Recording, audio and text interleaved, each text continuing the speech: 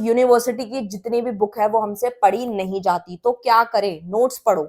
Notes आपके 2 दिन के अंदर पूरी की पूरी तैयारी करा देंगे with in 2 days. Limited period offer है जो कि आप लोगों के लिए निकाला गया है। बच्चों ने मुझसे डिस्काउंट मांगा था, सो मैंने सोचा क्यों ना आप इसका फायदा उठा सकें।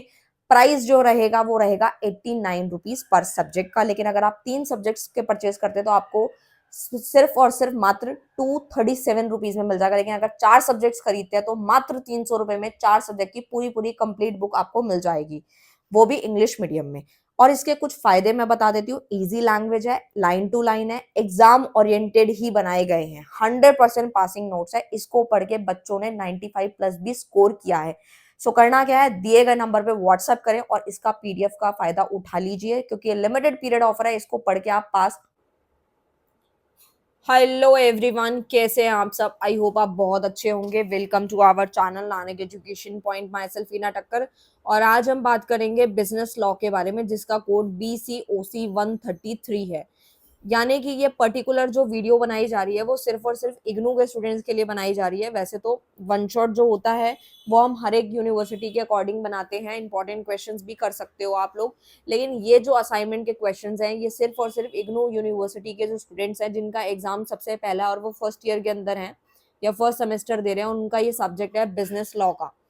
तो सबसे पहले तो मैं आपको बता देती हूँ, अगर आप लोगों का फर्स्ट ईयर है तो आप लोग ये जो है कर पाएंगे क्वेश्चंस।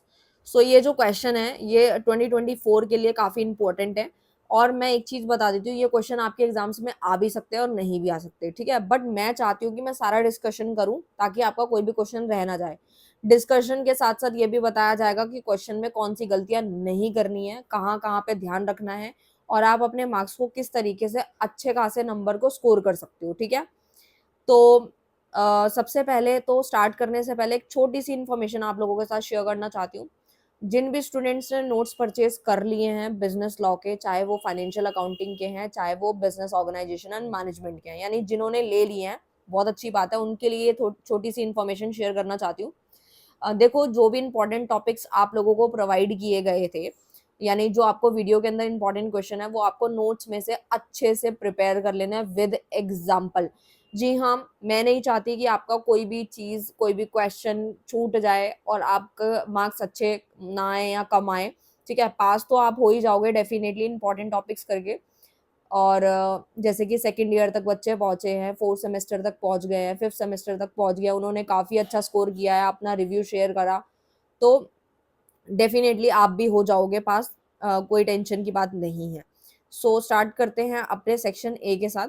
क्योंकि आप लोगों का फर्स्ट ईयर है इसलिए आपको थोड़ा ज़्यादा गाइड किया जाता है, क्योंकि आप थोड़े से नर्वस होते हो कि हाँ भाई फर्स्ट अटेम्प्ट दे रहे हैं हम लोग, पहली बार यूनिवर्सिटी में आए हैं, एग्जाम कैसा होगा कैसा नहीं होगा। तो घबराने की बिल्कुल जरूरत नहीं है, हर एक चीज़ इसके अंदर मैं गाइड करूंगी।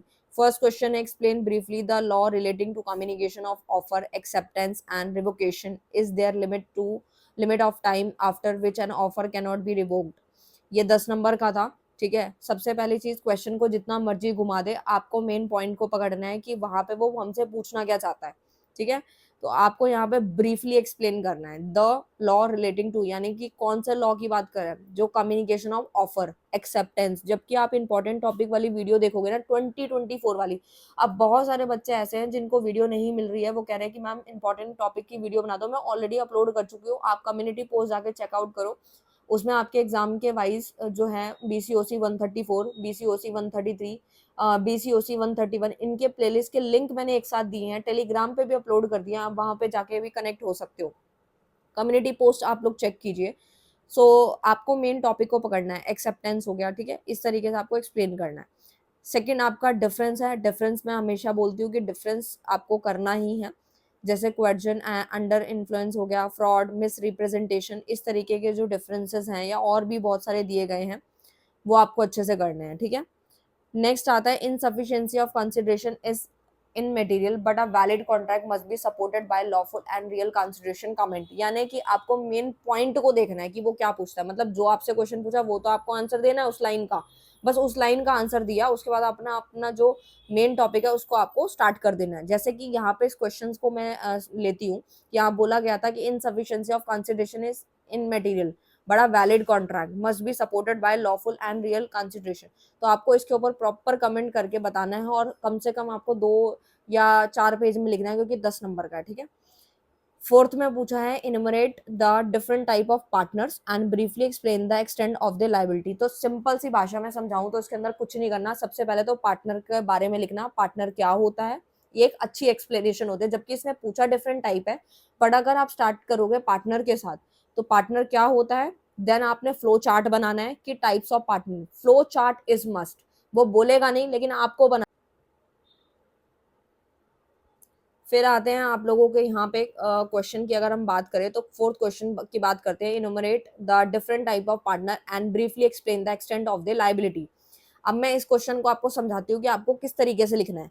जैसे कि यहाँ पे इन्होंने बोला नहीं है पार्टनर क्या होता है, लेकिन आपका फर्ज बनता है कि आप पहले पार्टनर को जो है उसकी डिफाइन को आप अच्छे से समझाओ, ठीक है।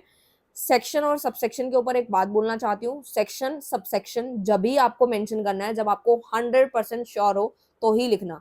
मान लो आप लोगों ने कोई भी किसी भी टॉपिक जो आपसे पूछा गया और आपने उसका सेक्शन और सबसेक्शन लिख दिया, ठीक है।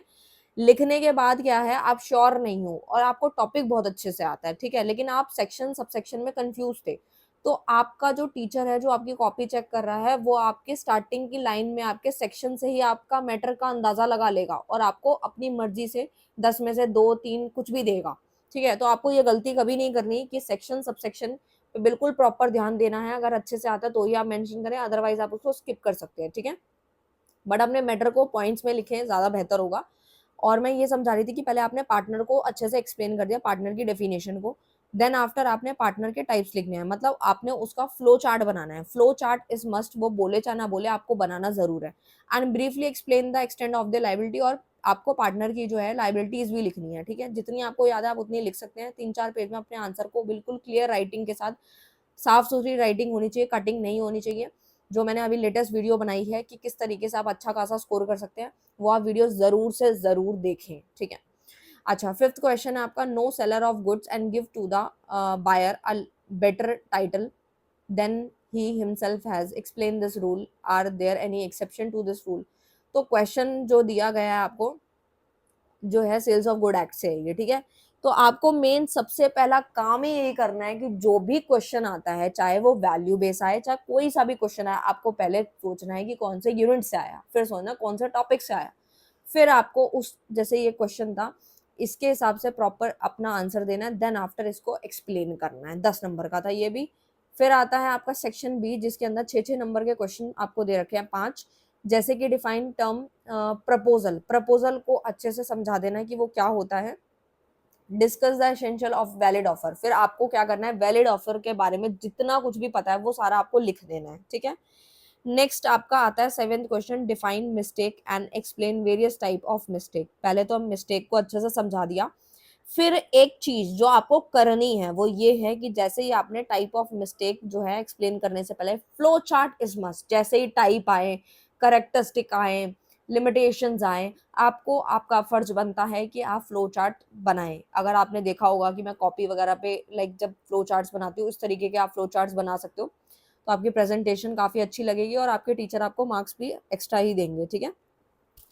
और एक चीज और इन्फॉर्मेशन शेयर करना चाहती हूँ कि अभी की जो आप वन शॉट देख रहे हैं वो काफी ज्यादा डिटेल में नहीं है, क्योंकि वो शॉर्ट वीडियो ही बनी है, मतलब ज्यादा उसकी लेंथ नहीं है और कम ही बनाई गई है, मतलब ज्यादा डिटेल में नहीं कराई। क्योंकि वो जो वीडियो का पर्पस था वो हमारा यही था कि जो स्टूडेंट जॉब वगैरह करते हैं, ये लाइंस मुझे रिपीट करनी पड़ रही हैं क्योंकि जब मैं कमेंट्स कुछ पढ़ती हूँ तो इनको आंसर देना होता है मुझे, कि बहुत सारे बच्चे बोलते हैं कि मैम ओके है वीडियो लेकिन कुछ का डाउट रहता है कि मैम थोड़ी डिटेल में होनी चाहिए, तो उन्हीं के लिए है ये कि अभी जो है शॉर्ट में मिल रहा है, क्योंकि हमारा कॉन्सेप्ट यही था कि जो जॉब वगैरह करते हैं पूरा साल स्टडी नहीं कर पाते, ग्रेजुएशन में टाइम नहीं दे पाते, तो वो लोग 2 3 घंटे में भी अपनी तैयारी करके आराम से पास हो जाए, फेल ना हो, क्योंकि बैक में दोबारा बैठना बड़ा मुश्किल हो जाता है। स्टिल हम लोगों ने अपने चैनल पे वर्क करना स्टार्ट कर दिया है, हमारी वेबसाइट, हमारा एप्लीकेशन लाइव हो चुका है। अब आपको लॉन्ग वीडियोस देखने को मिल जाएंगी हमारे अपने एप्लीकेशंस पे, तो आप वहाँ से भी आप लॉन्ग वीडियोस जो है वो देख पाएंगे आने वाले समय में जो आपके नेक्स्ट ईयर होगा। और साथ ही साथ आप लोगों को यहाँ पे अपने YouTube channel Nanak education point पे भी लॉन्ग वीडियोस हर एक सब्जेक्ट की देखने को मिलेंगी, ठीक है। सो अभी आपको जो है थोड़ा-सा शॉर्ट वीडियो से ही काम चलाना पड़ेगा, जो लॉन्ग देखना चाहते हैं। बाकी जिनको पसंद आ रहा है, वो लाइक कर रहे हैं, कमेंट्स कर रहे हैं, दिल से बहुत खुशी होती है। बट जिनको थोड़ा डिटेलिंग में चाहिए, उनके लिए आ जाएगी। 9th क्वेश्चन पे अगर हम सॉरी अगर मैं बात करूँ 8th क्वेश्चन की, तो वो आता है describe the rights and liabilities of partner on dissolution of a firm. देखो ये काफ़ी इंपॉर्टेंट क्वेश्चन है। मैं तो बोलूँगी इसको अभी से रटना स्टार्ट कर दो, और जो इंपॉर्टेंट टॉपिक बताया ना, मैं आपको फिर से बोल दूँ, जो इंपॉर्टेंट टॉपिक बताए उनके सब सेक्शन और सेक्शन अच्छे से अभी से याद करना स्टार्ट कर दो, टाइम बहुत कम है। आपके राइट्स एंड लायबिलिटी पार्टनर के क्या हैं, जब भी हमारी फर्म जो है वो डिसॉल्व होती है, तो कुछ राइट्स बनते हैं और कुछ लायबिलिटीज होती है, उसको एक्सप्लेन करना है। देन आपका 9th क्वेश्चन है, ठीक है, स्टॉपेज इन ट्रांजिट हो गया, राइट ऑफ लेन, ये डिफरेंस आपसे पूछा गया है। फिर आपका आता है प्लेज्ड का क्वेश्चन है, फिर उसके फीचर्स हैं। देन